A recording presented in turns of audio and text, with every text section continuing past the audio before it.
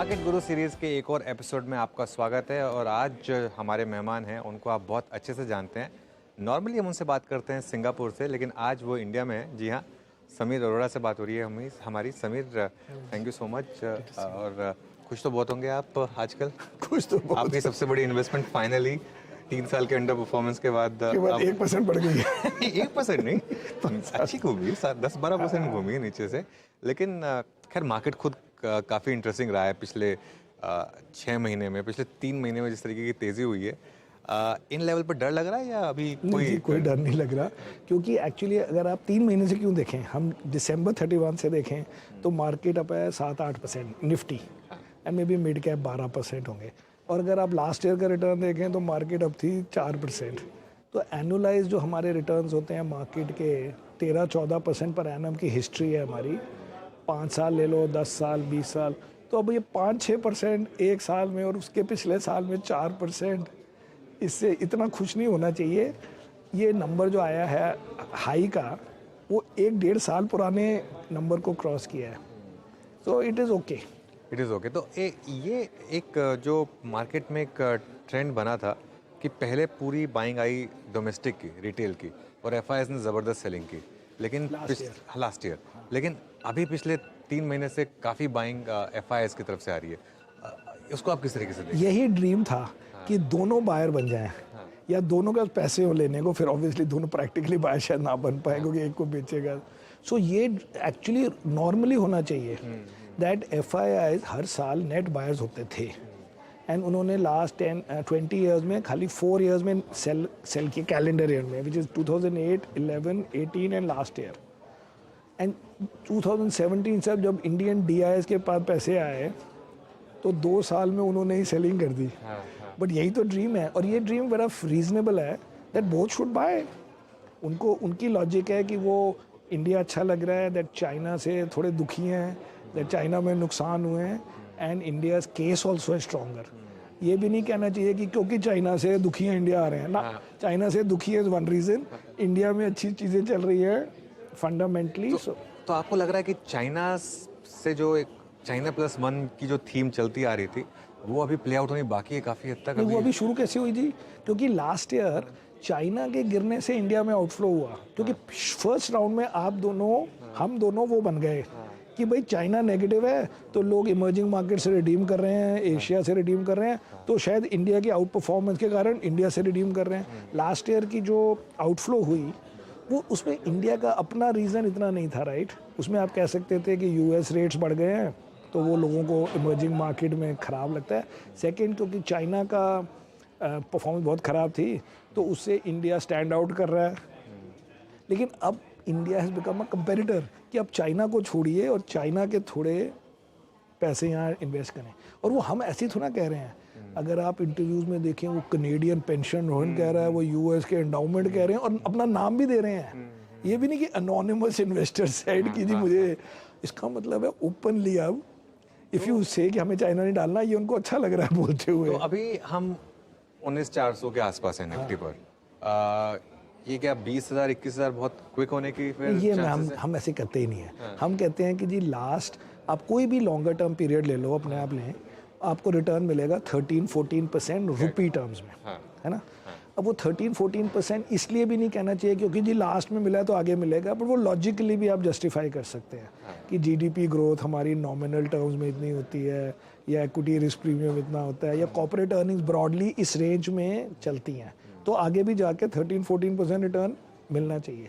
लेकिन उसमें एक और पॉइंट है, अगर आप 6-7 साल की साइकिल लें तो उसमें 1-2 साल बड़े नेगेटिव होते हैं। वो नेगेटिव इतने होते हैं कि एक नेगेटिव साल जो होता है वो उससे पिछले साल का रिटर्न भी ले जाता है। हमारा हो चुका है अभी 2020 हर बार ही होता है। सो कहने का मतलब है ये 13-14% रिटर्न एक्चुअली 5 साल में ज़्यादा होगा, तभी 7 साल में 13-14 रह जाता है। दैट मीन्स अच्छे साल में 17-18 होना चाहिए। फिर आप वो 4-5 साल बनाओगे, फिर एक गंदा साल आएगा और सारे 3-4-2 साल वेस्ट कर देगा आपकी लाइफ के हर 7-8 साल में। So good year should be better than 14। अच्छा समीर, ये वैसे बाय द वे इंडिया का लार्जेस्ट न्यूज़ रूम है, जहाँ पर हम इस समय वॉक कर रहे हैं। और ये एक तो सोचा कि थोड़ा सा इसको दिखाया जाए। इसके लिए हमने आज, वैसे तो हम आपके साथ स्पेशल इंटरव्यू करते ही हैं, लेकिन आज थोड़ा सा स्पेशल इसलिए था क्योंकि आज आप हमारे न्यूज़ रूम में आए और हमने सोचा कि थोड़ा सा इस न्यूज़ रूम को दिखाया जाए। आपको इतना अच्छा कंटेंट जो मिल गया है फ्री अरे में, बिल्कुल। तो स्टूडियो तो बड़ा ही होगा। नहीं क्या, बिल्कुल 100% इतना अच्छा कंटेंट मिल रहा है, वो भी फ्री, और क्या चाहिए। तो अच्छा, फिर समीर, तो इस समय मार्केट में जो रिटेल हमारा व्यूअर है उसकी एक चीज़ की आपको दाद देनी होगी कि एक छोड़ा नहीं उसने, ठीक है ना, क्योंकि एक हमेशा रिस्क ये रहता था जब पहले बार ही पैसा आना शुरू हुआ था कि भाई ये कि बैड तेजी तो मार्केट देख, में बैड क्या मार्केट करेगा, में क्या मैं भी करेगा, कहता था ये, है ना, ये आप, हाँ, और ये इसने बैड मार्केट में छोड़ा नहीं। या। अब किसी भी रीजन से नहीं छोड़ा हो, लेकिन असली फायदा वो लोग उठा रहे हैं क्योंकि एफआईआई ने बेचा 15,000 पर, अब वो ले रहे हैं 19,000 बट पर। उनका ये भी कह सकते हो एफआई का, क्योंकि मैं एफआई हूँ भी और मैं डीआई बनना चाहता हूँ, लेकिन एफआई का क्या है, उनके पास 600 बिलियन के थे, तो उन्होंने 30 बिलियन बेचे, तो क्या हो गया, 5% बेचे थे, और उसमें फिर चलो अगर मार्केट चल गई तो 570 के वैसे ही 600 हो गए, so generally okay. But Indian का you have to give credit, और ये क्रेडिट तो है, वैसे ये तो hand holding by mutual fund industry and distribution की लास्ट ईयर भी उनको पुरानी स्टोरी, हिस्ट्री, ये सब दिखा के, या चैनल्स ने कि you know long term SIP, ये सब तो क्रेडिट देना पड़ेगा। मैं भी कहता था कि जब ये मार्केट गिरेगी तब पता लगेगा कि ये लोग नए आए हैं एंड कहीं लॉक इन ना करने लग जाएं गेन्स। चलिए, अब कुछ बड़ी थीम्स की बात करते हैं।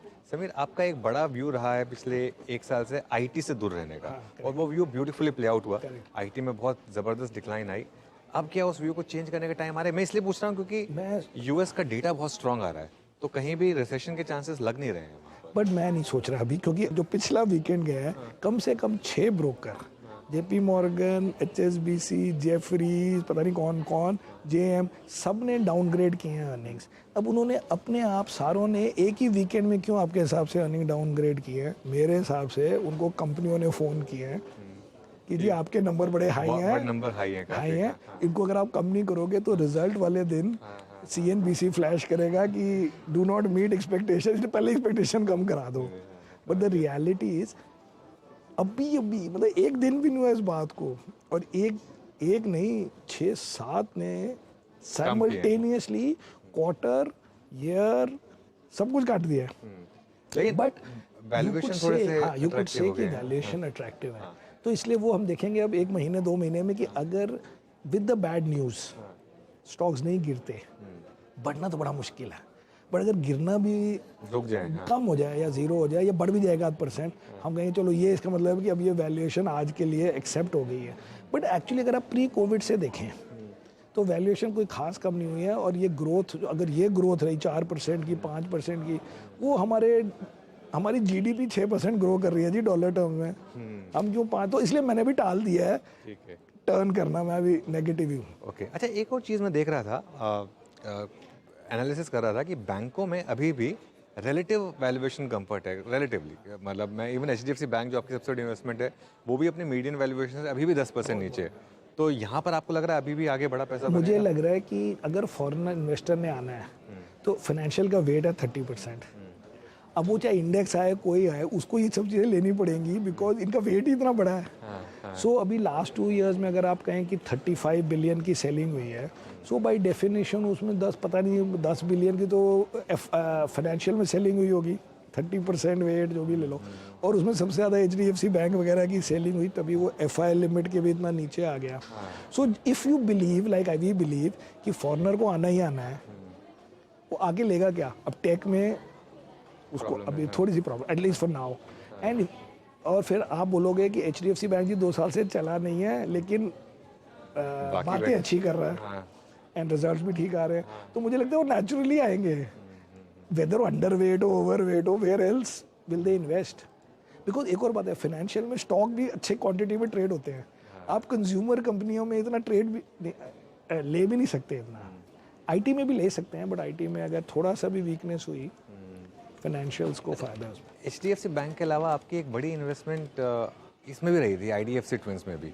अभी उसमें ये जो बड़ी नहीं है बट है, हाँ है उसमें, तो उसमें अभी जो मर्जर का अनाउंसमेंट आया, रिवर्स मर्जर का जो स्वैप रेशो आया, अब क्या वो थीम पूरी हो गई या अभी भी आपको पहले राउंड की थीम तो हो गई, लेकिन अभी है उसमें क्या है कि वो उनको मतलब उनको डिस्काउंट मिल गया ना 16% का, तो लेकिन उसमें क्या था वो 8-10% तो रहेगा एंड तक।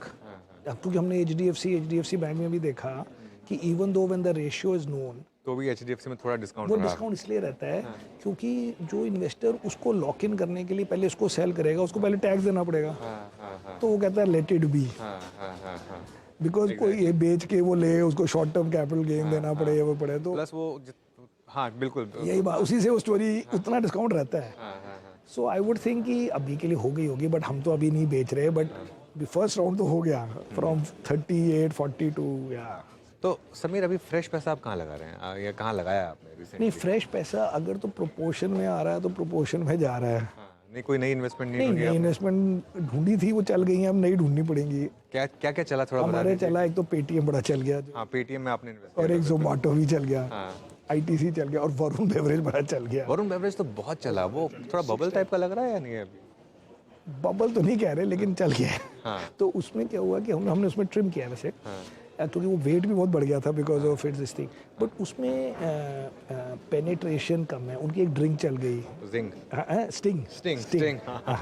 और फिर अब उनको, क्योंकि वो पेप्सी के काफ़ी गुड बॉटलर हैं, तो पेप्सी उनको नई टेरिटरीज देता है, नए कंट्रीज देता है। अब कह रहे हैं साउथ अफ्रीका दे दे शायद, विच विल बी बिग। और फिर अभी उन्होंने पेप्सी जो है, वो जो नमकीन है वो नहीं आउटसोर्स करता ज़्यादा, वो भी शुरू कर दिया इनके साथ थोड़ा सा। अच्छा तो उसका मतलब है he's in वो the- नाम भी चेंज करना पड़ेगा फिर तो बेवरेजेस। वो तो ही पता नहीं क्या करेगा, बट अगर वो दे दे सो ये सब चीज़ें अब ठीक है, इट्स लाइक अब से स्टेडी बन जाए तो ठीक है। ये 4-5 IDFC बड़ा चल गया। बिल्कुल। पेटीएम की बात की आपने, पेटीएम और जोमेटो दोनों की बात की इनफैक्ट। ये न्यू एज में क्या ये सिर्फ एक वैल्यूएशन प्ले था या आपको जिस तरीके से इन्होंने फोकस चेंज किया प्रॉफिटेबिलिटी पर, उसने एक्साइट किया? क्योंकि एक्चुअली पेटीएम में I tell you the final line जिससे वो हुआ कि जब उसकी मार्केट कैप 5 बिलियन बन गई थी, तो हमारा बंदा कहता है एनालिस्ट की ये अब इसकी वैल्यूएशन हो गई है जो 2015 में प्राइवेट उसमें थी। बिल्कुल हाँ, प्लस कैश भी था उसमें। नहीं, हाँ, इसमें कैश भी था 1 बिलियन, और उस वक्त 5 थी, और उस वक्त डीमोन भी नहीं हुआ था, और ये हाउस होल्ड नेम भी नहीं बना था। बिल्कुल। सो वो 2016 के बाद हुआ, तो उसके बाद वो 5 to 22 या जितने भी वैल्यूएशन पे चला गया था, वापस 5 पे मिल रहा था। तो उसने कहा जब 2015 में अगर फिर से मिलने का मौका मिलता तो आप लेते कि नहीं लेते? बिल्कुल। तो वो इस मतलब अलग अलग लॉजिक होती है अलग अलग स्टॉक्स की, but it's gone up a lot, इसलिए मैं अब ज़्यादा नहीं बोल रहा कि इट्स गॉन अप 60% बढ़ गया, 70% एक 6 महीने में। डबल हो गया, रिसेंट से डबल हो गया। मेरे लिए 60-70 बढ़ा है, बट अदरवाइज डबल हो गया। हाँ, और 520 जोमेटो में बाय करने क्या लॉजिक था? जोमेटो में भी क्या हुआ कि जिस दिन हमने लिया था उस दिन या उससे पिछले दिन it had gone limit up, उसके बाद लिया है। अच्छा, वो 42 होता था एंड वो 50 या 50 जो सप्लाई अब्जॉर्ब हो गई थी सारी। उस दिन उन्होंने कहा कि अब हम एक तो वो लॉस मेकिंग कंपनीज में इन्वेस्ट नहीं करेंगे, पहले वो, और they were funding other loss making companies, and then they said कि हम ब्लिंकिट में कैप कर रहे हैं अपना इन्वेस्टमेंट, कैप नहीं कर रहे मतलब it won't need, and then they also I think said in that only और अराउंड दैट कि एनालिस्ट मीट करेंगे और फंड मैनेजर को मिलेंगे। पहले अपने क्लाउड में रहते थे, वो थोड़ी पिटाई हुई तो सीधे हो गए। एग्जैक्टली वो तो पूरा उनको समझ में आ गया कि लिस्टेड मार्केट और प्राइमरी रिस्पेक्ट मार्केट अलग। फंड मैनेजर दादे हैं, उनको रिस्पेक्ट तो करोगे, ऐसे तो ना है कि हम अच्छा कर रहे हैं अपने आप ले लो। सो उसके बाद इट वेंट लिमिट अप, हमने उसके बाद लिया, बट लिमिट अप वाज 52। एक तो लिमिट अप है, फंड मैनेजर को लेने में भी थोड़ा हेजिटेशन होती है, वो फिर हमने कहा भी तो क्या है, एक दिन का मूव है उसमें, हाँ एक दिन का मूव है, but otherwise was 20% move that day. So वो भी उसमें क्या है कि अब वो इतना नहीं चला, मतलब 52 का से चला है व्हाटएवर 40%। तो but generally both have gone up, so please don't now take it as my great new, these are my old, हाँ which but I said both on TV and to you. Indian hotels में आपकी अच्छी investment रही है, और यहाँ पर अभी भी थीसिस इंटैक्ट है। रूम मिलते ही नहीं है मेरे को, मैं लोनावला मैंने का tweet देखा। हाँ कुछ भी नहीं मिलता। हाँ सो इंडियन होटल्स का भी क्या है, काफ़ी चल गया है और ऑल टाइम वगैरह पहुंच गया, लेकिन अब हमने कहा चलो G20 चल रहा है, वर्ल्ड कप चल रहा है, एंड जनरली इंडियंस बड़े दुखी हैं यूरोप से कि उनको वीज़ा नहीं मिल रहे। शेंजन में तो बिल्कुल नहीं मिलता। शेंजन में कितने कार्टून आते हैं कि भाई वो पूरा थैला लेके जा रहा है पेपर्स का टू गेट अ वीज़ा।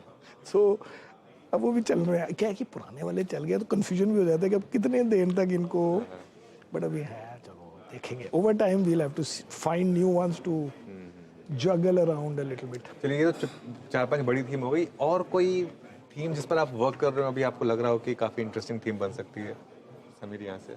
वो अब हमारे क्या है कि 14 लोग हैं इन्वेस्टमेंट में। अब वो कर भी रहे होते हैं तो मुझे पता नहीं लगता जब तक वो मेरे पास नहीं लाएंगे। पहले वो अपने हेड ऑफ रिसर्च को दिखाएंगे और फिर अपने आप करेंगे। बट होती हैं, हर वक्त चल रही होती हैं। कभी कोई डिफेंस में चल रहा है, कोई IPO आ रहा है, कुछ हो रहा है, कुछ ना कुछ हर वक्त हो रहा होता है। बट वो whether it take shape and बनने लायक मैंने तो बाय द वे बीच में एक हमारे न्यू बंदे के प्रेशर से मैंने तो अब क्या बोलूँ लोगों को, मैंने तो HPCL भी ले लिया है। अच्छा। विच आई बॉट एट 235 बिकॉज उसने एक लाइन बोली कि जी इसकी मार्केट कैप तो जोमेटो से भी कम है एंड ही मेक्स। सो उसमें the real fundamental point was which has worked so far is that the government ने अलाउ कर दिया कि आप प्राइस कट मत करो to make up for previous वाला जो था। हाँ। तो दैट शोड एन एटीट्यूड कि गवर्नमेंट ने ये नहीं कहा कि तो इनके ऑल टाइम हाई मार्जिन चल रहे हैं मार्केटिंग में। लेकिन अभी आप कह सकते हो कि ये करेक्ट होगा, लेकिन एक ये हो गया कि चलो आई थिंक गवर्नमेंट ने इंटरवीन करना बंद कर दिया बजट में नहीं इंटरवीन करना नहीं किया, पक्का इंटरवीन करेंगे, लेकिन पुराने लॉसेस को ये नहीं कहा कि अब आपके हो गए। So actually government put aside I think 30,000 crores in the budget for making up for the losses. लेकिन उसके बाद इनके लॉस ही बंद हो गए, बल्कि प्रॉफिट बड़े हाई हो गए। सो एटलीस्ट इमीडिएटली नहीं उसको करा आपने, वो पॉजिटिव हो गया। आपने कह दिया कि चलो भाई रिकवर कर लो पूरे। अब रिकवर करा फिर नेक्स्ट राउंड में फिर होगा, बट एटलीस्ट इट शोज। तो मैंने ट्रेड के लिए HPCL 15-17% बन गया, पर मैं जिंदगी में ऐसी चीजें नहीं लेता था। But now that the every stock needs its own justification. But one line was that its market cap is lower than Zomato.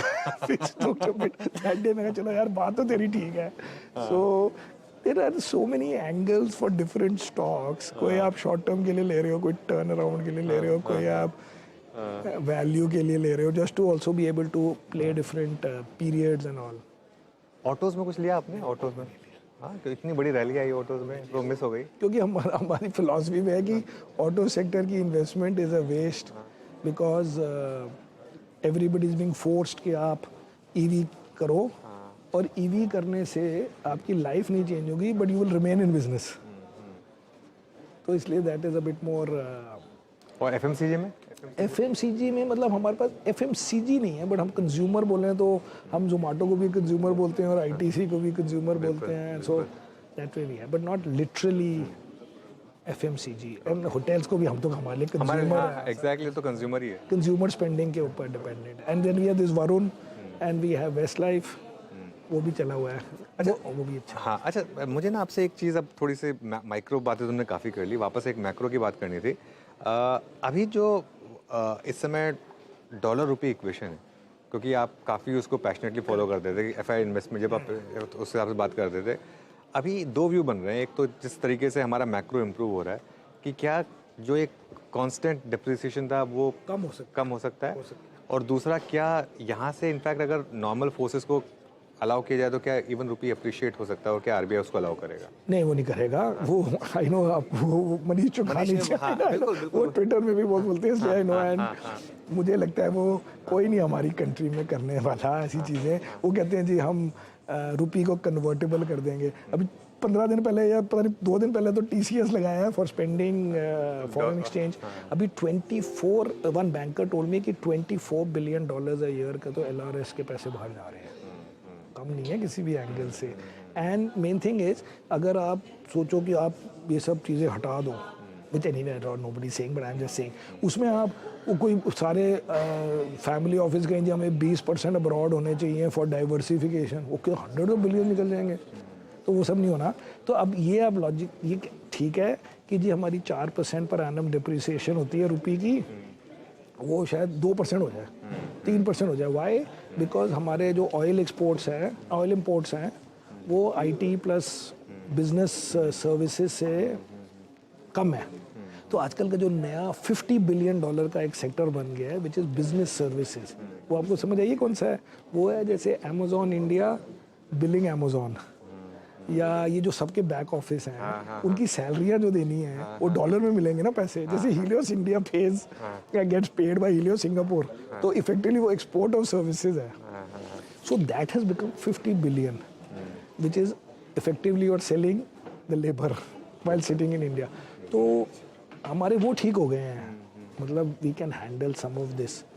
But to think कि अब strengthen हो जाएगा जब होगा हम तो कह रहे हैं 4% को 2 कर दो depreciation को, तो हमारे 2% फ्री के एक्स्ट्रा हो गए.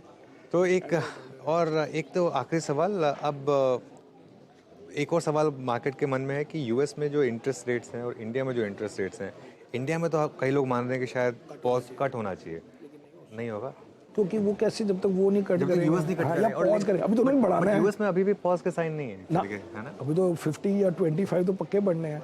तो मुझे लगता है India because of that will not cut, but the market will be happy कि अब एक दिन कट होगा. सो जो आदमी अभी खरीदेगा फॉरेनर, वो भी सोचेगा चलो I am buying ahead of the cuts which will start may be next year. But वो कैन नॉट बी, फिर करेंसी हमारी और फिर प्रेशर में आ जाए. क्योंकि एनबीएफसी में बहुत बड़ी रैली देखी है हमने, जो पिछली बार पॉज आया था, और लोग अब तो कट की भी एक्सपेक्टेशन मान के चल रहे हैं और नंबर्स भी अच्छे आ रहे हैं, जैसे बजाज फाइनेंस वगैरह के. यहाँ पर है आपका एक्सपोजर? नहीं, यहाँ पर नहीं. हमारे पास होता था, बड़े साल रखा 7-8 ईयर्स, अभी नहीं है. बट कोई और है, सारे चलो एक ही बात है, सारे हमारे पास नहीं होने चाहिए, लोगों के पास भी कुछ कुछ होना चाहिए. तो एक आखिरी सवाल देन, फिर अब मार्केट में रिस्क फैक्टर क्या है इस समय करेंटली आपके हिसाब से? रिस्क फैक्टर आई थिंक कि यूएस में वो जो अभी कहते हैं कि आपका 2 इंटरेस्ट रेट हाइक होने हैं एंड मार्केट कहती नहीं आपका कट होना है, वो पता नहीं रिकनसाइल ही नहीं हो रहा. बिल्कुल. वो एक्सपेक्टेशन को कमी नहीं कर रहे हैं या मतलब बढ़ा नहीं रहे हैं, whichever way you want to look at it. So that could be one, but generally there is no, unless कुछ हो जाए ऐसा. बट रिस्क ग्लोबल ही है बेसिकली, लोकल कुछ भी नहीं. ऐसा डायरेक्ट नहीं है. अब आप कह सकते हो इलेक्शन में क्या होगा, उसमें मुझे लगता है कि थोड़ी सीटें कम भी हो जाएं, it's not the end of the world. कोई जरूरत होना है कि इतनी चाहिए, मतलब आपको मैनेजमेंट चाहिए. हाँ बिल्कुल. इट डजंट मैटर कि 10, 25, 30 सीट इधर उधर है कि नहीं है. So therefore I think right now नहीं है. बट एक दूसरी साइड भी नहीं चाहिए कि this is the best time ever, वो भी इतना हार्ड सेल की ज़रूरत ही नहीं है. India is done well. उसने इंडियन इन्वेस्टर को और फॉरेन इन्वेस्टर को दोनों को अपने अपने बेंचमार्क से बेटर रिटर्न दिया है. तो दैट इज़ इनफ. उसके बाद और बढ़िया हो जाए तो take it with both hands. Okay Sameer, thank you so much. और आप अपनी इंडिया ट्रिप बाकी एंजॉय करिए and have a safe trip back. Thank you so much.